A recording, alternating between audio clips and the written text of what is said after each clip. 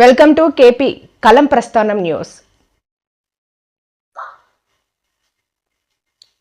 మద్యపాన నిషేధానికి తూట్లు పొడిచింది ఎవరని బొత్స సత్యనారాయణ ప్రశ్నించారు. శాసన మండలిలో పలు అంశాలపై ప్రధాన ప్రతిపక్ష పార్టీ వైఎస్ఆర్సీపీ ఎమ్మెల్సీలు ప్రభుత్వాన్ని నిలదీశారు. ఆర్థిక విధ్వంసం గత ప్రభుత్వాలు చేశామని, ఈ కార్యక్రమాలు చేశాయని, దాంతోపాటు వారు ముఖ్యమంత్రి గారి తనయుడిని వాళ్ళు ఈ ప్రసంగంలో పొగుడుకోవడం, అది వాళ్ళు విజ్ఞతకే వదిలేస్తున్నాం అధ్యక్ష. వారు ఏ రకంగా ఎందుకు పొగిడారో ఎందుకు చేశారో అనేది వాళ్ళ విజ్ఞతకి. ఆర్థిక విధ్వంసం జరిగితే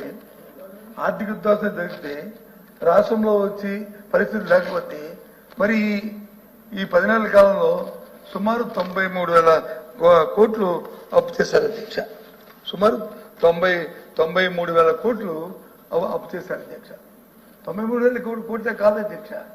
దానికి ఇంకా మళ్ళీ కార్పొరేషన్లు కలుపుకొని, ఇది మార్కెట్ కానీ లేకపోతే సివిల్ సప్లైస్ నుంచి కానీ ఇంకో 8,000, 5,000, 13,000 కోట్లు, అంటే సుమారు 106,000 కోట్లని అప్పు చేసింది అధ్యక్ష.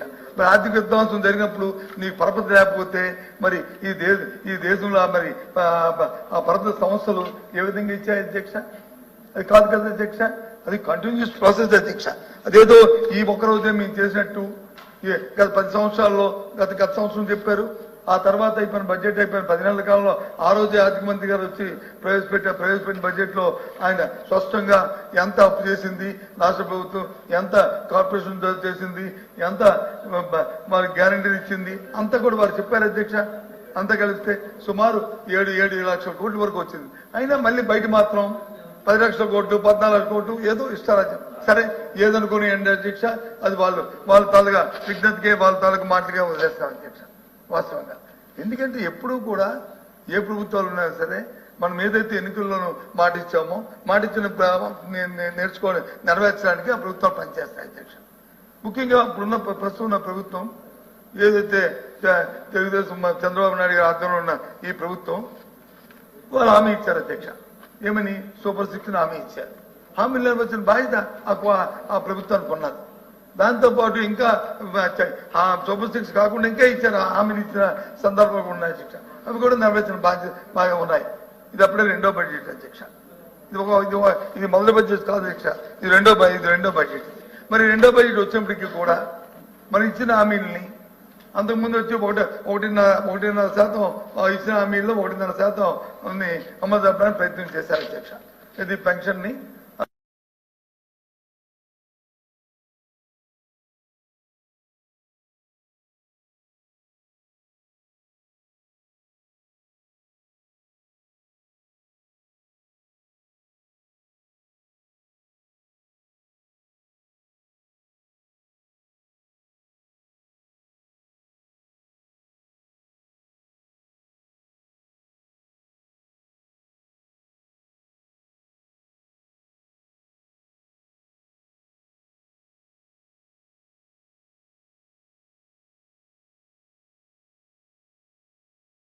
సిలిండర్లు ఉంటే సిలిండర్ 3 సిలిండర్కి 1 సిలిండర్ అడ్జస్ట్ చేసుకున్నా ఉన్నాయి.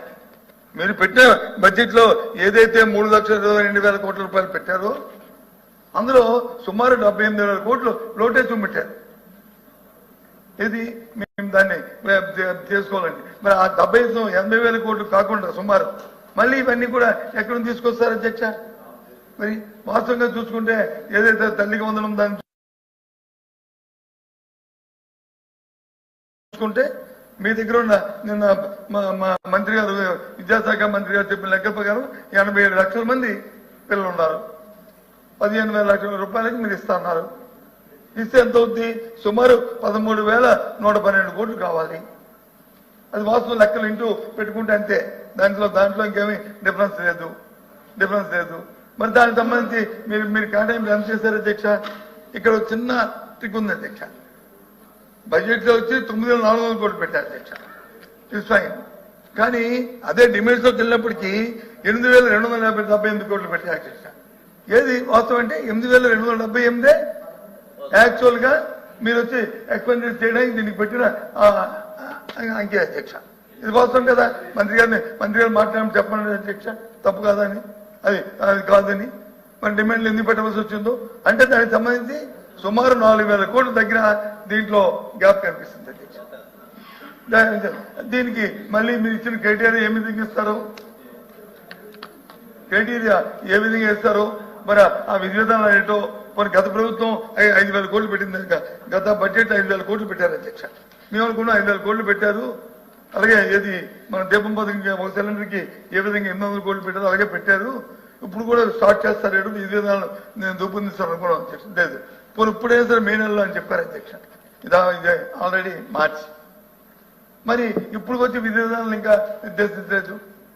మరి ఎప్పుడు లోపల ఇస్తాడు ఏంటి దానికి స్పెసిఫిక్ డేటు?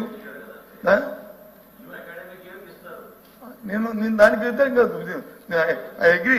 మీ ప్రభుత్వం ఎందుకంటే ప్రభుత్వం విధానం ఉంటుంది, ఆ విధానం ప్రకారం వాళ్ళు ఇచ్చిన డేట్ ప్రకారమే అది చేస్తారు. నేను కానీ మేకన్నారు కదా, ఇంకా ఇప్పుడు వచ్చి విధి విధానాలు పెట్టారు కదా, ఆ విధి విధానాలు మళ్ళీ దాన్ని వెట్టింగ్ జరగాలి కదా, జరిగినప్పుడు ఈ సమయం సరిపోతుందా లేదా అనేది ఒక ఆందోళన, అది అంతకు తప్ప ఇంకేం కాదు.